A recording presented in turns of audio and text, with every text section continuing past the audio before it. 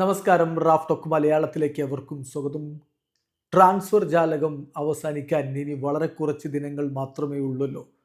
Blasters ആരാധകർ ഇനിയും ഒരു സൈനിങ് പ്രതീക്ഷിച്ച് നിൽക്കുകയാണ്. പ്രമുഖ സ്പോർട്സ് ജേർണലിസ്റ്റുകളൊക്കെ ബ്ലാസ്റ്റേഴ്സ് ഇനിയും ഒരു സൈനിങ് നടത്തിയാൽ അത്ഭുതപ്പെടേണ്ടതില്ല എന്ന തരത്തിലാണ് വാർത്തകൾ കൊടുത്തിരുന്നത്.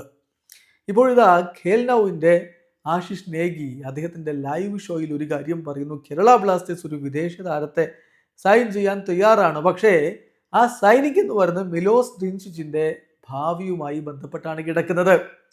അതായത് മിലോസിനെ ബ്ലാസ്റ്റേഴ്സിൽ നിന്ന് ഒഴിവാക്കി പകരം ഒരു വിദേശ താരത്തെ കൊണ്ടുവരാൻ ഒരുക്കമാണ് മാനേജ്മെൻറ്റ് എന്നാണ് അദ്ദേഹം പറഞ്ഞു വെക്കുന്നത്. ക്ലബ്ബ് ഡ്രിൻചിച്ചിനെ ഇപ്പോൾ മാർക്കറ്റിൽ അവൈലബിൾ ആക്കിയിട്ടുണ്ട്, സെയിൽസിന് വേണ്ടി അവൈലബിൾ ആക്കിയിട്ടുണ്ട് എന്നാണ് അദ്ദേഹം റിപ്പോർട്ട് ചെയ്യുന്നത്. അതായത് അദ്ദേഹം പറയുന്നത് ബ്ലാസ്റ്റേഴ്സ് ഡ്രിൻചിച്ചിനെ മറ്റ് ക്ലബ്ബുകളിലേക്ക് ഓഫർ ചെയ്തു എന്നല്ല, പകരം മാർക്കറ്റിൽ അവൈലബിൾ ആണ്.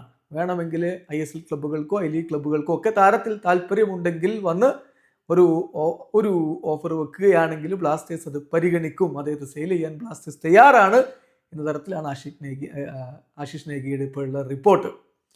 പക്ഷേ ഇതുവരെ ഏതെങ്കിലും ഒരു ക്ലബ്ബ് താരത്തിൽ ഇൻട്രസ്റ്റഡായി വന്നതായിട്ട് അദ്ദേഹത്തിൻ്റെ കയ്യിൽ വിവരങ്ങളുമില്ല. ചുരുക്കത്തിൽ ബ്ലാസ്റ്റേഴ്സ് റെഡിയാണ്. മിലോസിന് നല്ലൊരു ഓഫർ വന്നാൽ കൈമാറാൻ. കോയഫിനെ പോലെ കോൺട്രാക്റ്റ് ടെർമിനേറ്റ് ചെയ്ത് വിടാൻ കഴിയില്ല. കാരണം കോയഫിന് ഈ സീസൺ അവസാനം വരെ മാത്രമേ കോൺട്രാക്റ്റ് ഉണ്ടായിരുന്നുള്ളൂ. മിലോസ് ഡ്രിൻചിച്ചിന് അടുത്ത സീസണിലേക്കും കോൺട്രാക്റ്റ് ഉണ്ട്.